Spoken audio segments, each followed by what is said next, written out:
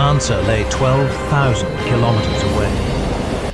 In April 1815, Mount Tambora exploded, the largest volcanic event in human history.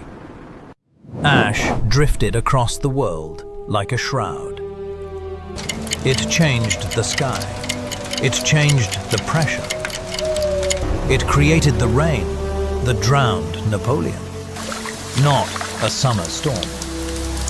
A volcanic consequence. He followed his compass, but the earth had moved.